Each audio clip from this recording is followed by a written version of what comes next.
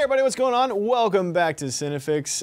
This week, for this segment, we're going to be talking about movie recommendations, but not just movies that we want to recommend to you and to everybody to watch, but movies that are actually a little bit hard to recommend to people to watch for one reason or another. Because that's the thing, obviously movies are such a social thing. Like you want to watch a movie, you want to enjoy it, you want to tell your friends to go enjoy it. Yeah. You want to enjoy movies with your friends. So, but every now and then you run across a movie that is undeniably great, and you love it. But for some reason, it's just like, there's something about it that is just hard to tell somebody. You need to go experience that. There's a lot of those, I feel like, but a few specific ones that I'm just like, and some of them are like, I can't even tell like some of my friends, like if my friend's like a little more religious or a little more conservative, it's like, it's tough sometimes. And it's not even to say like, we're gonna talk about movies that are like an acquired taste. You know, it's like David Cronenberg is an acquired taste and not everybody's in it. That's not what we're talking about. Like we're not talking about like, oh, this isn't for anybody. It's movies that are good and that are worth watching, but they're a little rough and they're a little hard to sort of force on somebody, you know? Yeah, no, it's funny that you actually bring up this topic because I've been going through this recommendation weirdness just last week. I lent a friend of mine a DVD of Quentin Dupieux's Wrong. You really leaned into it, though. Yeah. That's the important thing. Well, actually, I looked up the pronunciation. Nothing but liquid vowels. Dupieux. Well, That's fine. I can't even pronounce pronunciation. Just so long as we make fun of you before they make fun of you in the comments. Yeah, just beat him to the chase. It's cool. So I lent my buddy this DVD of Wrong. I love this movie. It's surreal. It's absurd. It's illogical, and I think that's kind of the thing that makes a lot of people not enjoy it as much. No, this movie it's the same guy that Quentin Dupieux's other movie, Rubber, which was slightly more well known. That's the one that I was familiar with. I'm not familiar with Wrong at all. But Rubber is the movie about like the tire, the sentient tire that goes on a killing spree. Which has the power to explode things with its mind. Right, right. So this is the guy that did Rubber. This is his other movie. Right. This is his follow-up movie. Which the thing that I like about Quentin is that he's great at world building. He builds these really surreal worlds that don't adhere to any rules that we are comfortable with. Why can't you recommend this to people? Because so far it seems real cool. I'm gonna go watch it. Okay, so the problem is that because he doesn't have to adhere to any rules of like logic and things, he also doesn't feel like he has to adhere to rules of traditional structure. Okay. So the pacing, it's like he's on set and thinks of something, and he's like, let's try that. And they're like, but that has nothing to do with the story, Quentin. It doesn't matter. Does not matter. My name is Quentin Dupieux. Okay. So yeah, if you watch the trailer is a great example because it shows like, it's about this man who loses his dog. And so using techniques he learns from Master Chang, he has to find his dog using telepathy. So it's just crazy. It's crazy. And it's put together in a way that's really uncomfortable. Right, but you see that trailer and you're like, okay, I can follow that. That's a story. Yeah. But the movie, it barely hangs on to that story at all. That is the most fragile structure of the story. He goes left, right, upside down, looks at all these weird characters doing weird things. Some die and then they're not dead. Like nothing makes sense at all. And I think that can get really frustrating. So it's hard to ask somebody to buy in to making no sense. Yeah, it's a little difficult. Gotcha, okay. Anna? Okay, so for me, it's Gaspar Noé's Love. So for those of you who don't know what this movie is, it's sort of this beautiful and tragic tale of this relationship told through the memories of the main character. But it also includes actual sex, and that is what a lot of the movie is. Yeah. Now, for me, this was so beautifully and artistically done. I actually even saw it in 3D, which was crazy. But it is like, Gaspar Noé is an incredible storyteller, and the way that he shoots things is so stunning. And the way that this relationship, it unfolds, it reminded me, like, things in it reminded me of my own relationships and memories that I have of being, like, young and in love and everything being sort of hectic and crazy. Obviously, the fact that it is actual sex is one of the main reasons, why it's difficult to recommend to a lot of people. Like, I came out of the movie going, this was beautiful and amazing, and I love it. And who the frack can I recommend it to?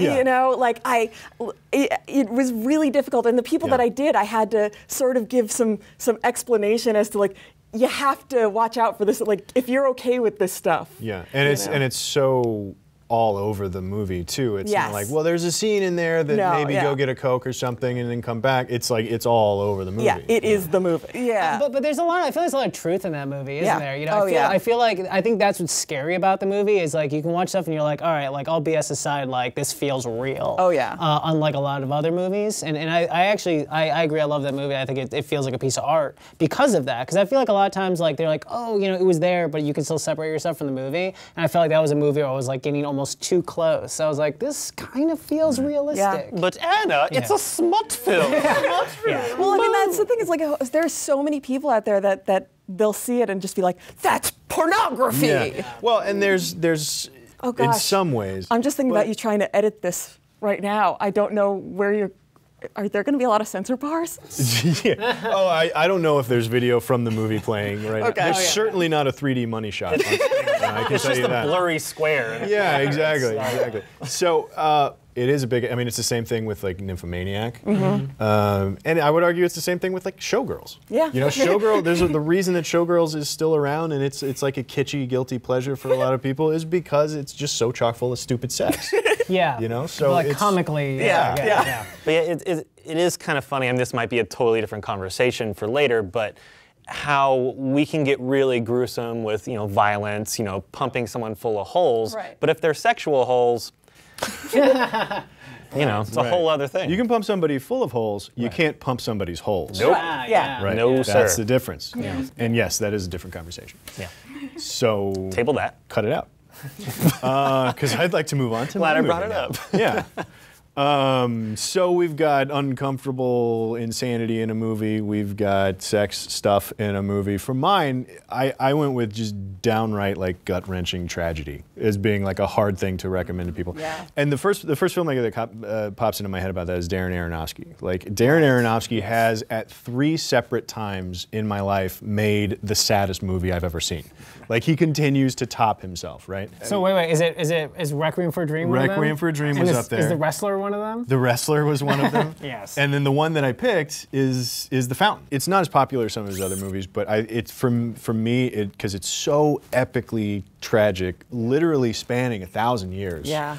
And beautifully shot too. And there's something that's so sort of primal about it because it deals with mortality and immortality and like how you spend your time, you know, with the ones that you love, and like there's so many like really primal things that it deals with that it breaks me in half. Like I don't even want to watch it that much. Yeah. But I think it is one of the best movies I've ever experienced, right? But it's hard to get people to say like, hey, you should watch The Fountain. It's gonna break you in half. Yeah. Like it's difficult. Yeah, well, I mean, it's a great example of how movies are moving art, and it's like watch this amazing moving art piece and then go cry for a week. Yeah, exactly. The Fountain crushed me too. It's probably my favorite Aronofsky movie, and it's gorgeous in every way. I also think it's his most accessible for all the reasons that I mentioned earlier. I feel like there's a way in for everybody in that movie. Not so much for Requiem for a Dream, you know, but right. which is a great film. I love all of his films. Black Swan is another one that's really trippy and great. I saw that one with my mother. Yeah. Oh wait, you saw that. I saw that with your mother. Yeah. No way. What? No. Anyway. Nice. But I agree. It is one that nobody saw for one reason or another. Even though actually that's a movie I realized Hugh Jackman was a really good actor, because up until then he was just Wolverine. Yeah, for me. he's spectacular in that movie. He's unbelievable. Yeah. Rachel Weisz is great, and yeah, I agree. It's a tough one because no one ever talks about it, right? Which is weird. Well, it's because amazing. I do think something too. It so effectively brings up a lot of stuff. Like it throws mortality in your face, and it's like you will love and you will die, and that is it. Yeah. And it's like, and so like there's a lot of it that you kind of don't want to talk about that stuff, but it so effectively brings it all up that I think is absolutely worth watching. Totally. But it's hard to tell people that. There's also a surreal nature to it too, Yeah. where you're not sure how much is real, how much is metaphorical. But Yeah, because he's man. flying through space with a tree. Yeah, exactly, in a bubble. There's a lot of it that's very fantastic, and so some of it's a little hard to buy in that regard because so much of the rest of the movie is so super grounded. Yes. That it's a trip. It's a weird trip, but it's absolutely a spectacular movie. It's one of my favorites. The score's amazing too. Yeah. The score's absolutely amazing. All right, well, it's my turn. Okay, so I want to talk about a movie I've always wanted to talk about on Cinefix. I never found the opportunity because it's insane. It is the most insane movie I may have ever seen, or one of them at least. It's 1975's A Boy and His Dog. This is a movie that I found out about kind of Don by Johnson, accident. right? Don Johnson is Okay. the lead, 18-year-old Don Johnson. It's a movie I found out by accident because the guy, Gary Whitta, who wrote Book of Eli, he said it was one of his prime influences. in Gary Whitta, writing. who also wrote the first draft of The Force Awakens. Exactly, yeah. And I'd never heard of this movie before. It's from 1975. It's based on a Harlan Ellison novella.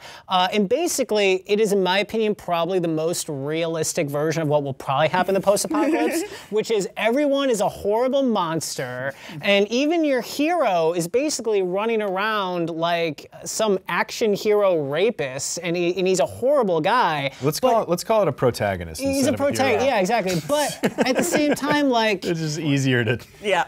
everyone is horrible. And he also, the main character, Don Johnson, who's 18 years old, has a dog that telepathically talks to him and is basically like his Yoda. And I think the main reason I always want to bring up Boy's Dog is, number one, it's a fearless movie. They don't care. They do whatever they want. Number two, like pretty much most post-apocalyptic themes, aside from Mad Max, I feel like are influenced by this movie. You know, I've been playing a lot of Fallout, and the video game Fallout, and that's a lot like this movie, a lot of BioShock, just a lot of post-apocalyptic stuff I feel like stems from this movie because it's insane. And there's like radioactive monsters, and there's like evil gangs. Again, these are all things that, like, this is an easy recommend, I feel like. So what is it that's so tough about this movie? And there's a robot, just because morally it's so ambiguous, because your main character literally just wants to get laid. And you know, and there's a scene where he finds a woman who's dead, and he's bummed out because he could have had sex with her before she was killed. Yeah. It's post-apocalyptic Porky's. But but what I like about it is it kind of rides that line between where, like, Mad Max has a lot of good people and a lot of bad people, and The Road is just like the most depressing, like, freaking like world ever. But this rides the line of like what I feel like is probably more like reasonable, where there's gonna be a few people who like aren't nice to each other but try to create communities, but overall everyone is running around trying to kill each other, kind of rape each other, trying to use each other, and it's just this weird sci-fi mess of a movie that I love. For me, it's like the most punk movie ever. Like, it's just like, it doesn't give an F, and it's crazy, and Don Johnson's the lead, and the set must have been crazy because half the movie is him screaming at a dog because they're telepathically speaking, but he's screaming at the dog, and there's monsters, and it's wild. So it's worth watching, but like, if you have kids, don't let them watch it. It's raw. It's a raw movie. It's not like A Boy and His Dog in the Homeward Bound sense. Exactly. And that's the other part I love about it. It's such, like, you hear the title, like, oh, that must be nice. It's about a boy and his dog. It is not Lassie. It is not like that at all. All right, guys, those are a couple of the movies that we love, but have a hard time recommending for one reason or another. So let us know in the comments below, what movies do you absolutely love, but you just know that not everybody's gonna like them. What type of movie is hard to recommend? Let us know in the comments down below. Click like, subscribe, and we will see you next time here on Cinefix. Wave bye. Okay, fourth wave. There we go. 5 waves. There. Oh, that's a good one. You're not gonna top that. Let's get out of here.